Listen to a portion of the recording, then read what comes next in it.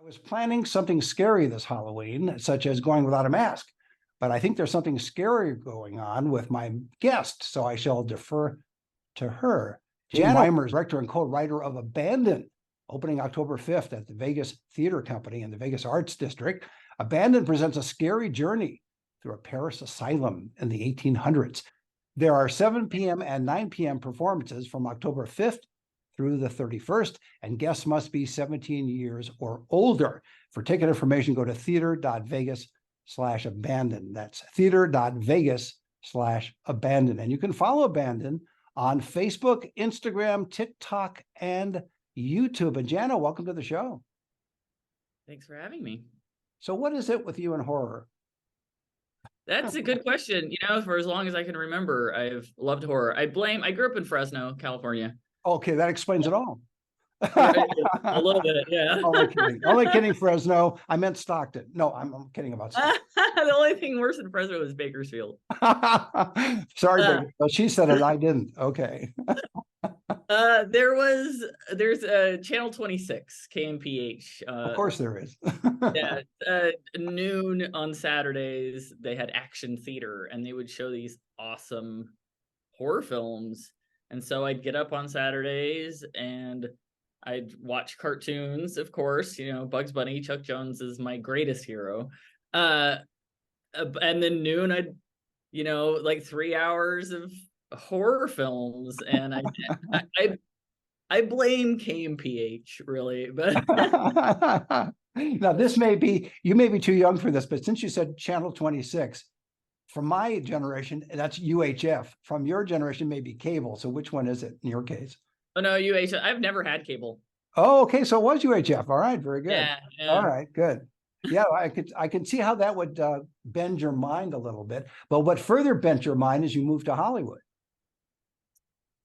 Yeah. Well, I was well into horror before I moved to Hollywood.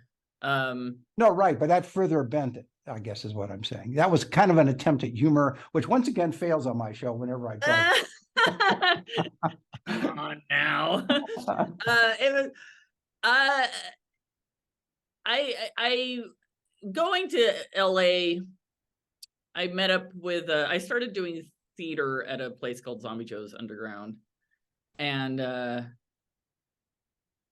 he came to me in like 2005 and he was like, "Hey, we should create a horror show." And like horror and theater, I mean, those were my two loves. So I was like, okay. And so we created a show called Urban Death, which has developed quite the cult following. I mean, if you're in LA, go see Urban Death Tour Terror this Halloween. It's unlike any other haunt out there. Well, we do have listeners and viewers from all over the world. So if you're in LA, go to see Urban Death, is what you are saying. Yeah, Zombie Joe's Underground in NoHo. So I really got to develop my directing skills, my creating horror skills in LA. So that's what happened in LA.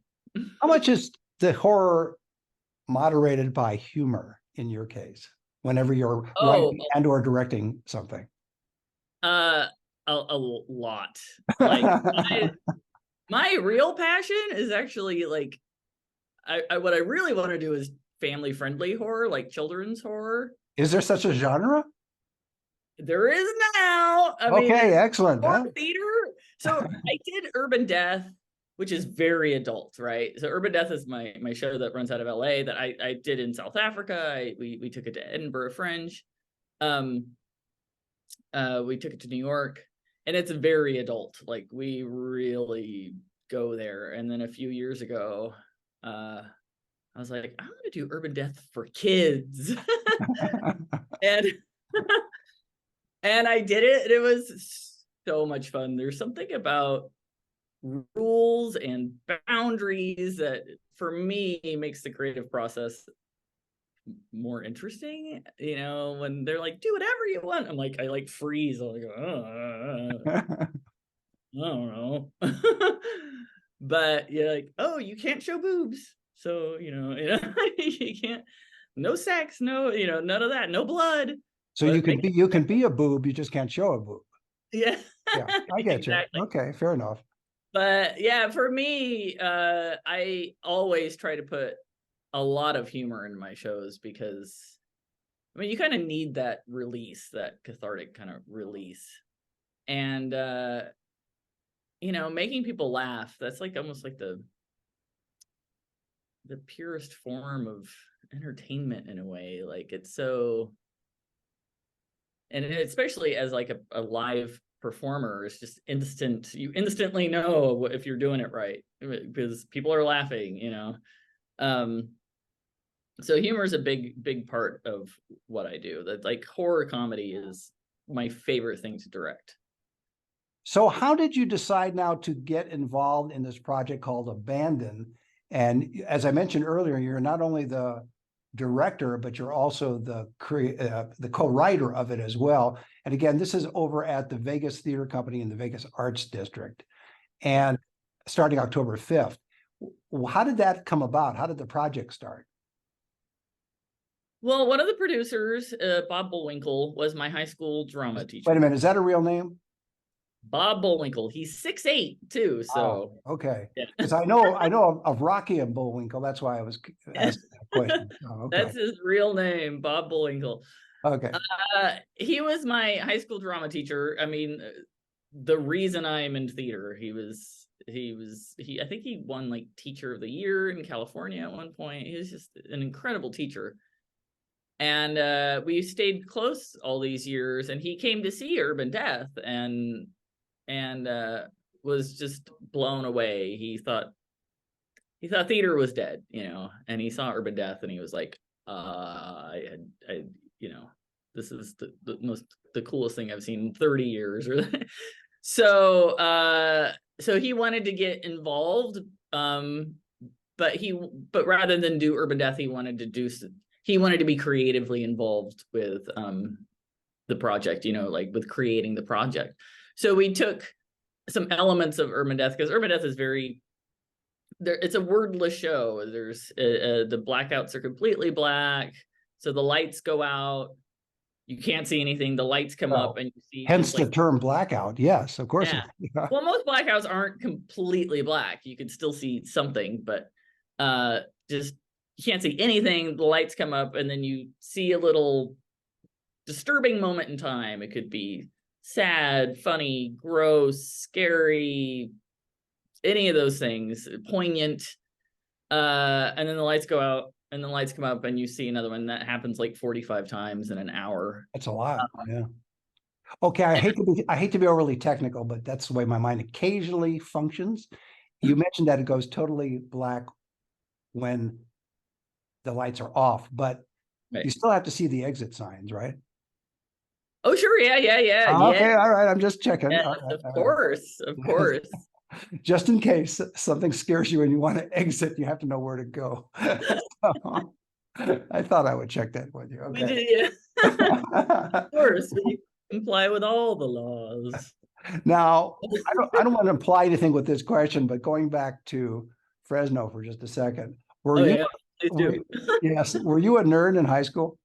Oh, I was a nerd before being a nerd was cool. Actually, being a girl nerd, like So yeah, I'm like old school nerd.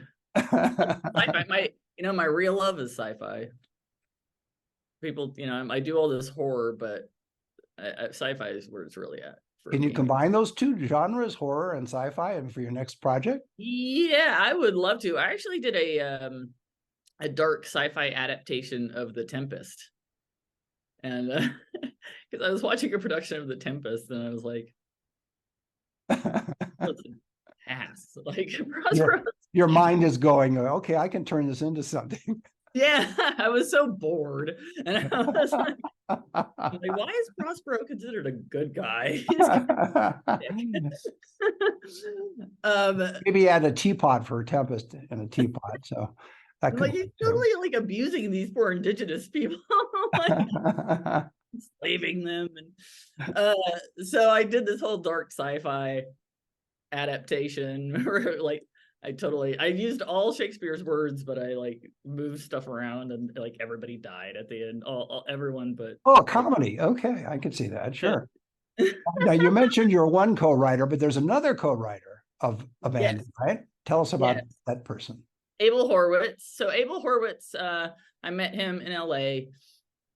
He came to see Urban Death and was blown away and was like, I want to get involved. And he was very involved in the Haunt version, Tour of Terror. And when we went to Edinburgh, he was the one that did all like the hard work of finding a venue, the marketing, finding a place to live while we were there. And then he and we were also hired to do we wrote an immersive experience for the Paramount lot. I never got greenlit. I mean, maybe someday it'll get greenlit, but we created a whole immersive experience. That's a great idea. Now that I think of it, any of the motion picture studios to have an immersive experience. Yeah. I mean, it lends itself to it. Yeah. Yeah. COVID, it was like it all happened and then COVID hit. And so kind of, just kind of put the brakes on all that thing, but we wrote it, we sold it. And so it's there. Or perhaps someday they'll pull it off the shelf. So I had worked with Abel several times, and he's a great producer. He's willing to do all the work I don't want to do. Do you think you can convince him to use Bodied as a middle name? Body as a middle name? No, Bodied as a middle name. Do you think you can get Abel to use Bodied as? I'm sorry, I know. Thank you for at least getting it at this point. I'm sorry. That's it. I'm done with the humor for the rest of the conversation. So anyway, I love puns. So the three of you got together and you put this together. Right. And so everybody got along. Tell us a little bit about the collaborative process and how the finished product looks to you, so our audience gets a sense of it. I hinted at it in terms of the asylum, but can you give us a little bit more of what this is? It is a sexy, kinky horror show. I like that. Wordless, kinky. The Marquis de Sade. I don't know if you're familiar with the Marquis de Sade. You seem like a man who's familiar with the Marquis de Sade. Well, I've been whipped into shape by my wife, so okay, I think I probably know.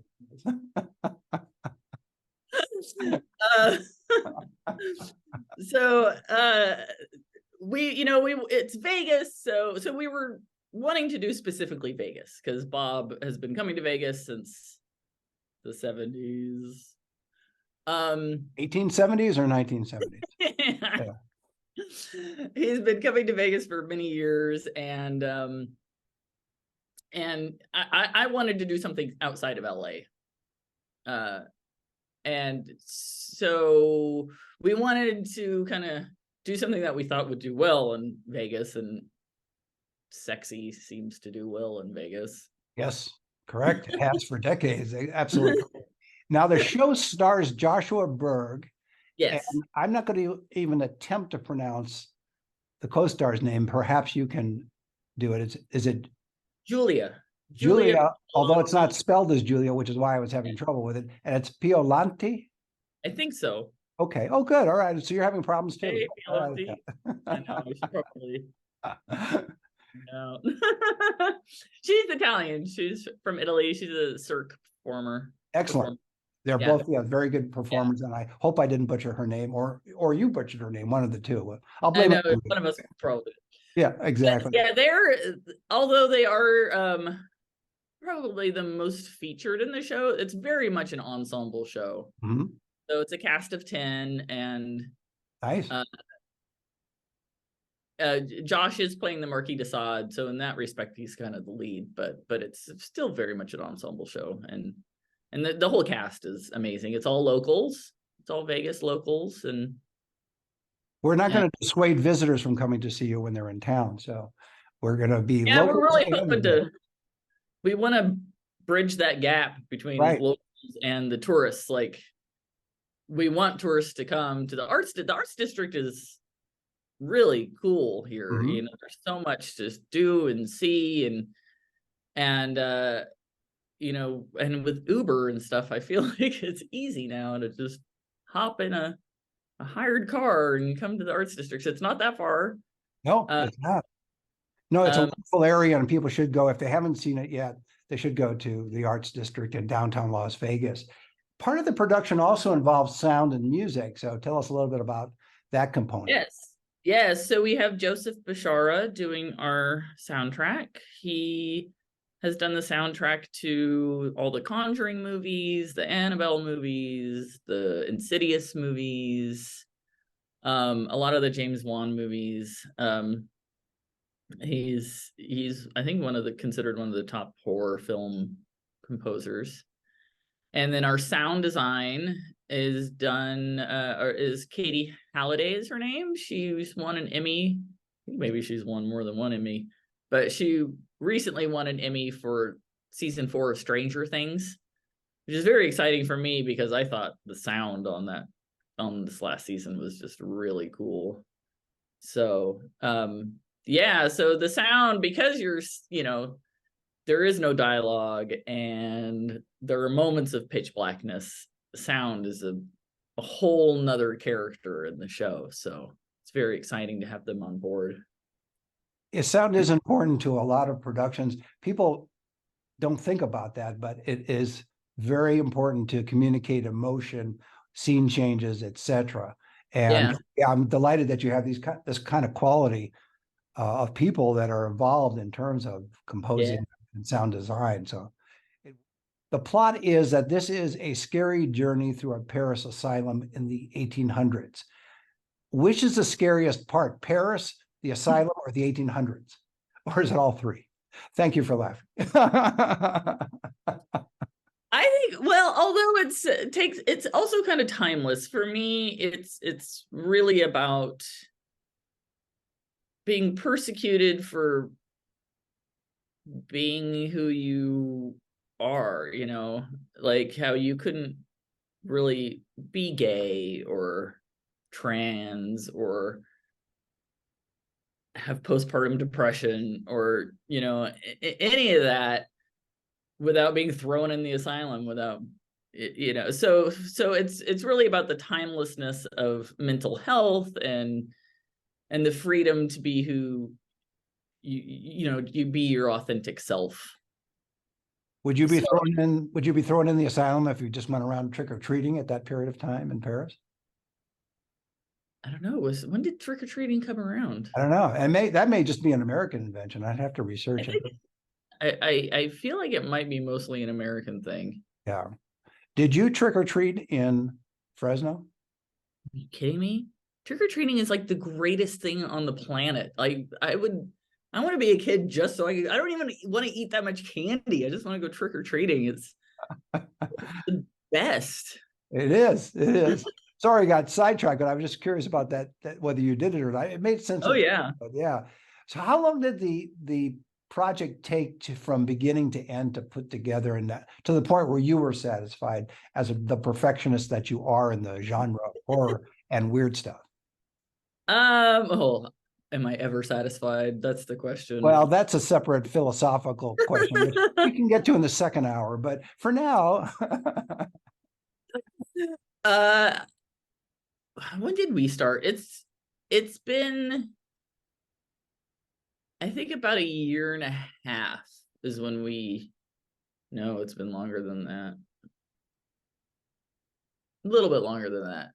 No, we started writing like a year and a half ago. And we're still changing the script of here. Course, yeah, tweaking it here and there. I believe that theater is always a work in progress until that final curtain drops. I'm one of those directors that will be giving notes forever. Did you end up doing rehearsals in Los Angeles first and then move it up here, or how did that work? We did a workshop in LA with some of my actors that I've worked with a lot that have done Urban Death numerous times. So we did a workshop with just like an invite only audience, just to see how it flows, like a read through essentially, because since there's no dialogue, a read through doesn't really work. It's all visual, and So we did that, and that helped a lot. That was great. That was made it very clear, like what was working and what wasn't working. And we're still figuring that. It's something. When it's in your brain, it's one thing, and then when you see it, sometimes it doesn't look like it looked like in your brain. So you gotta rethink it. I gather from what you said that so there's no dialogue. Mhm. It's all silent except for obviously the sound, which is important. Yeah, and it's not. I mean, there's vocalizations. There's they can use their voice, but there's no words. So this could translate into a global audience. That is our goal. Yeah, is to have it playing all over the world. And also as a perennial. So in other words, you could play it every Halloween, or you could play it on an ongoing basis. Yeah, to me, it's And not. It's not. The show isn't about Halloween. Horror is a year-round thing. well, for you it is, and in your life. For all of us horror nerds.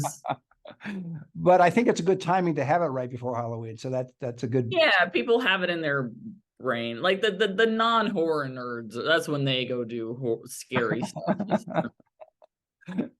Us freaks want to see scary stuff year round, right? You mentioned it transcends horror. Really, it's there's a lot of poignant stuff. It's very. It's not just scary. It will really make you think and feel, and so even like people who aren't into horror will come and see it, and they'll feel something, and they'll connect with something with it. It's all about making a connection with the audience, partnering with their imagination. I'm a big believer of, we don't have to show you everything. We can just hint at something, and then your brain will fill it in. And because normally what's going on in your head, it's probably a lot scarier than what we can show you. So we just gotta lead you there and let you do the rest. You mentioned that as a director, you're always going to be tweaking, and rightly so. Do your co-writers feel the same way? Do they attend a performance and then they take notes and say, you know what, we need to revise the script here, or add a note here? Or is it just your perfectionism that is at the forefront of it all? No, it's all of us. Yeah, we're all kind of in that mindset of just always wanting to improve things and fix things and just making it better. You mentioned, and it's ambitious, you have a cast of 10. So yeah, to mount this on a multi-venue situation, that's a big cast, plus you have technical people. And yeah, if it ever expands to that point where you're in multiple cities, is what I was trying to say earlier, or around the world, do any of the cast members double up and play other characters, or is it's just 10 people, no matter how you slice it? There might be ways to get that down, but as it's written right now, most of the characters are just playing one character. There's some people that are playing more than one character. We have puppeteers. A couple more like puppeteers. There are puppets. There's some. I'm a big puppet person. I studied with the Muppets, and you like pulling the strings, so of course you're gonna. Oh yeah. Sorry about that. I thought I wasn't going to do those puns anymore, but it just came out. I like it. I like the idea of puppets. That's great, and you don't have to pay them any more money. The puppets, I mean. Yes. Oh, right. Not the puppets. Anyway, when you look at the presentation of the production, is there a story arc, or is there a highlight, or is it all just kind of nonlinear? There is an arc. There is a story arc, but it's also nonlinear. It's for the most part, people are playing the same characters, so you're seeing the people in the asylum, and you're also seeing the stuff that's going on through Desaad's imagination, because in real life, Desaad was in prison or an asylum like 35 years of his life, and he did most of his writing in the asylum. So that was a big inspiration, is like, okay, he's in there writing, what is he writing? And so we kind of see some of that, but then we're also seeing what's actually going on in there, and my mind just went blank. It's okay, but I was surprised that they even gave him paper and a quill in an asylum because he could hurt himself or others. So that's fascinating that he could actually write in that environment. Yeah, to be a fly on the wall in the in the 1700s, like he was an instigator in the he was at the Bastille when like he was taken out, I think only like a day or two before they stormed the Bastille, and he would like shout out the window and like get people riled up. So we have all that kind of in the show. I like it. This might be a cliche question, but I have to ask it. The biggest takeaway for your audience, what would you like your audience to take away from watching Abandon? And again, it's at the Vegas Theater Company in the Vegas Arts District starting. I want them to go. I want them to be inspired to go see more theater. I mean, we're unlike anything else in Vegas. Like, I've been going to see a lot of shows, and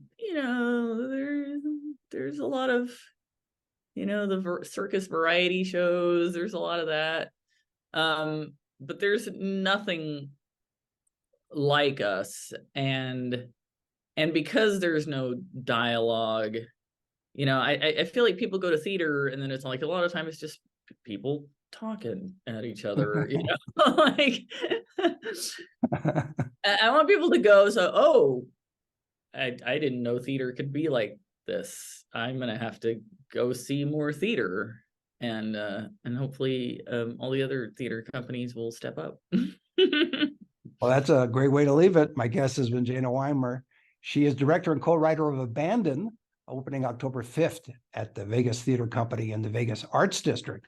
Abandon presents a scary journey through a Paris asylum in the 1800s. There are 7 p.m. and 9 p.m. performances from October 5th through the 31st, and guests must be 17 years or older. For ticket information, go to theater.vegas/abandon. That's theater.vegas/abandon. And you can follow Abandon on Facebook, Instagram, TikTok, and YouTube. Jana, thanks for being on the show. Thank you for having me. It was lovely meeting you. Same here. See you next time.